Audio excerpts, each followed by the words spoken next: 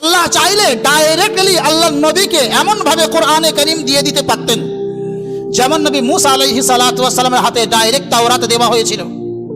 কিন্তু না, আল্লাহ নবী সাল্লাল্লাহু আলাইহি ওয়াসাল্লামের কাছে আল্লাহ পাক জিবরিল আমিন আলাইহিস সালাতু ওয়াস সালামকে পাঠালেন কোরআন নিয়ে, এবং জিবরিল আমিন আলাইহিস সালাতু ওয়াস সালাম আল্লাহ নবী সাল্লাল্লাহু আলাইহি ওয়াসাল্লামের কাছে এসে ডাইরেক্টলি কোরআন শুনিয়ে দেননি, বরং কোরআন পড়ার জন্য আল্লাহ রসুলকে নির্দেশ দিয়েছেন।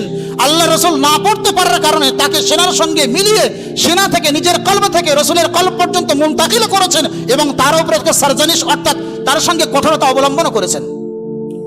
এই হাদিসের দ্বারাই বোঝা যায় যে ইলম সরাসরি ডাইরেক্টলি কারোর কাছে চলে আসে না।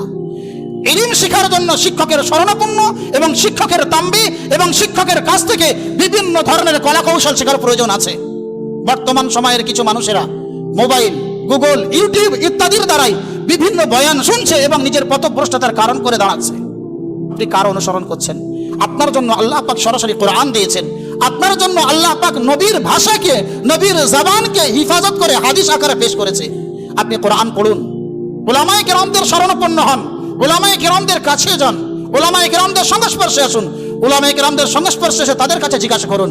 বর্তমান সমাজ আমাদের জোয়ান যুবক ভাইরা এমন কাজে লিপ্ত, এমন ভাবে কোথাও কিচ্ছু নেই, দুদিন মাঠে ঘাটে ঘুরে ইউটিউব দেখে রফল ইয়াদাইন করছে, কোথাও কিচ্ছু নেই, মাঠে ঘাটে ঘুরে মোবাইল দেখে নালাই শুয়েছিল, মসজিদে আসার তৌফিক হয়েছে, এসে আমিন বিল জেহের করছে।